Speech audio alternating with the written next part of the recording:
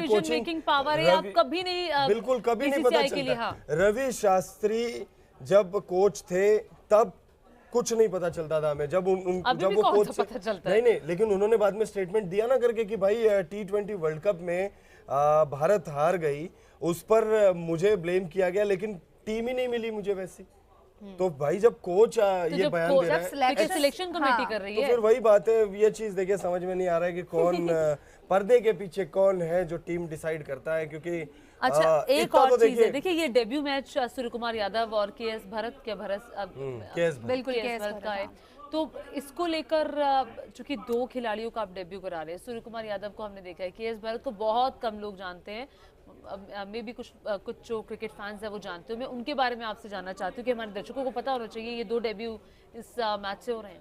देखिए केएस भरत भी शानदार बल्लेबाज हैं, डोमेस्टिक में उनका आप कह सकते हो करके कि प्रदर्शन लाजवाब है, और वो मुकाबला मुझे याद नहीं आ रहा है, लेकिन एक प्रैक्टिस मैच इंग्लैंड के खिलाफ जब अभी टूर हमने किया था, उसके प्रैक्टिस मुकाबले में जब भारतीय टीम खेल रही थी प्रैक्टिस मुकाबला, उस मुकाबले में भारत की तरफ से, देखिए ऑफिशियल तो वो था नहीं, लेकिन शतक लगाया था उन्होंने। आईपीएल में आरसीबी की तरफ से भी खेल चुके हैं, मतलब बहुत ज़्यादा उनको लिमिटेड ओवर्स में भी उतने मौके नहीं मिले, लेकिन डोमेस्टिक में उनका प्रदर्शन शानदार है। और हमेशा बहुत पिछले कुछ वक्त से ऋषभ पंत जो है वो होते थे मेन कीपर, ऋषभ पंत के साथ होते थे रिद्धिमान साहा। जब से रिद्धिमान साहा पिक्चर से बाहर हुए हैं, तब केएस भरत लंबे वक्त से आप कह सकते हो कि भारतीय टीम के साथ, खासतौर पे टेस्ट टीम के साथ ट्रैवल कर रहे हैं, लेकिन वो वही कहते हैं कि अगर ऋषभ पंत चोटिल ना होते तो शायद केएस भरत को मौका अभी नहीं मिला होता। लेकिन एक जन के साथ अगर कुछ गलत होता है तो किसी और के साथ फायदा हो जाता है, उसी का फायदा आप कह सकते हो केएस भरत को मिला है, लेकिन इस फायदे को अगर वो नहीं भुना पाए तो शायद यही ज्यादा से ज्यादा एक दो सीरीज खेल पाएंगे। बिल्कुल, ऋषभ पंत जब पूरी तरह फिट हो जाएंगे तो केएस भरत को वापस से स्ट्रगल करना पड़ेगा प्लेस के लिए। बिल्कुल, अभी आपने विकेट कीपर की बात की, तो यहाँ हमारे साथ दर्शक भी काफी जुड़े हुए हैं, जिनका अभय जी हमारे साथ है। कीपिंग बोल रहे कि कौन करेगा? केएस भरत आपको नजर आने वाले भारतीय टीम की तरफ से आपको कीपिंग करते हुए नजर, और अच्छी कीपिंग करी है उन्होंने। मुझे वो बल्लेबाज याद नहीं आ रहे, मैं अभी आपको अभी बता दे रहा हूँ आपको बल्लेबाज कौन है। शानदार तरीके से उन्होंने स्टंपिंग करी थी केएस भरत ने, मतलब जब हम लोग देख रहे थे मुकाबले को तो बहुत ही ज़बरदस्त तरीके से लाबू शेन का जो स्टंपिंग, अगर आप लोगों ने पहले दिन का मुकाबला देखा है और तो आप लोगों को याद होगा लाबुशेन को जिस तरीके से स्टंप करा था उन्होंने। रविंद्र जडेजा बॉलर थे, वो ज़बरदस्त तरीके से, बहुत फास्ट तरीके से, मतलब जो रिफ्लेक्सेस होते हैं, जो हम कहते हैं ना कि विकेटों के पीछे महेंद्र सिंह धोनी जिस चीज़ के लिए जाने जाते थे या जाने जाते हैं, वो उनमें झलक दिखी। सोशल मीडिया पर देखिए, ये हम नहीं कह रहे, सोशल मीडिया पर बहुत सारे पोस्ट उसके तुरंत बाद आ गए कि भाई कुछ सेकंड के लिए ही सही, लेकिन महेंद्र सिंह धोनी की झलक दिखी। तो स्टंपिंग उन्होंने शानदार करी और पीछे विकेटों के पीछे उनका दिन उतना ज़्यादा खराब रहा नहीं। बिल्कुल, यहाँ अगर बात करें सूर्य कुमार यादव की, क्योंकि सैयद फेम जी हमारे साथ हैं, उनका कहना है कि स्पेशल प्लेयर हैं सूर्य कुमार यादव। हमने देखा T20 में लगातार फर्स्ट रैंकिंग उन्होंने अभी हासिल की है, पहले नंबर पर, पहला नंबर उनके नाम है।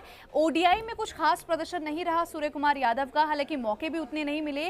क्या टेस्ट में आज डेब्यू करते हैं तो कुछ कमाल कर पाएंगे? देखिए टेस्ट में डेब्यू तो हो ही गया है, अब देखते हैं कि कल उन्हें खेलने का मौका मिलता है या नहीं, और मुझे लगता है फैंस भी लगातार इंतजार कर रहे हैं, क्योंकि सूर्य कुमार यादव को मुझे लगता है जब मौका मिला है तो सूर्य कुमार यादव ने उसे बुलाने की कोशिश की है, भले ही देरी से उनको मौका मिला। ये सवाल उठते रहे हैं कि टेस्ट में तो उन्हें कब से डेब्यू कर लेना चाहिए था, नजर नहीं गई, किस्मत ने साथ नहीं दिया, जो भी, या फिर ये नालायकी थी सिलेक्शन कमेटी की, आप ये भी कह सकते हो, जिसका जिक्र बार बार कई एक्सपर्ट्स भी करते रहे हैं।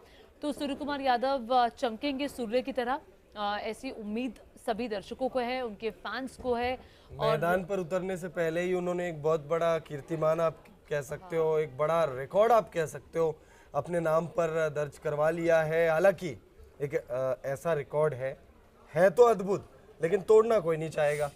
30 साल से ज्यादा की उम्र में डेब्यू करने वाले तीनों फॉर्मेट के पहले भारतीय बल्लेबाज बन चुके हैं, पहले भारतीय क्रिकेटर बन चुके हैं, तो ये रिकॉर्ड है तो अद्भुत, लेकिन तोड़ना कोई नहीं चाहेगा। बिल्कुल तोड़ना कोई नहीं चाहेगा। मुझे लगता है चलो अब देर आए दुरुस्त आए तो सही, कहीं ऐसा तो नहीं कि मतलब वो टैलेंट जो है वो बिल्कुल छिप गया और वो किसी के सामने नहीं आ पाया।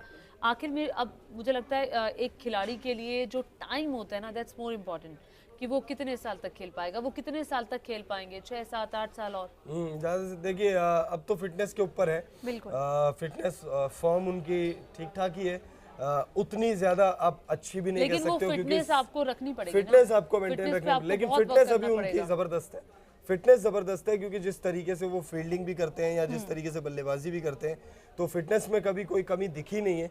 हाँ, आप कह सकते फिर जिसने भी ये डिसीजन लिया है, ये मुझे लगता है एक वाइज डिसीजन जरूर है।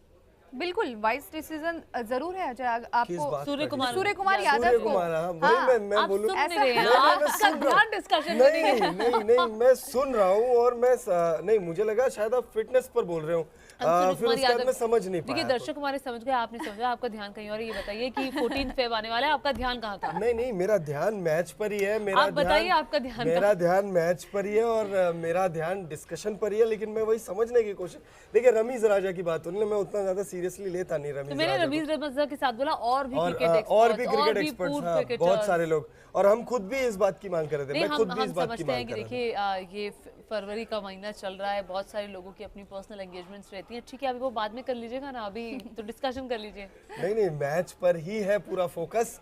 और रोहित शर्मा ने जो जोक्स डिसीजन, अपार्ट, आप लोग बिल्कुल सीरियस मत लेना। आई एम रियली सॉरी अगर आपको बुरा लगा हो, ना क्योंकि हाँ एनीवेज आयशा आप कह रही थी। हाँ, दर्शक काफी जुड़े हुए हैं तो उनके और भी ध्यान देते हैं। हमारे साथ बादल वर्मा जी हैं, वो कह रहे हैं कि आपसे रिक्वेस्ट है गिल को ओपनिंग करवाइए। तो भाई हम भी ये चाहते हैं। मुकाबले में तो मुश्किल ही है अब, नहीं तो हम भी ये चाहते हैं कि ओपनिंग करें। अब क्या मतलब, अब नामुमकिन है। बिल्कुल, अब तो ये तो हो गया, वो तो जो होना था हो गया। लेकिन हाँ, आपकी तरह हम जरूर चाहते हैं कि गिल जरूर खेलें और गिल ऑस्ट्रेलिया को किल कर दें। गिल ऑस्ट्रेलिया को किल कर दे अगर मौका मिले तब फ्यूचर में।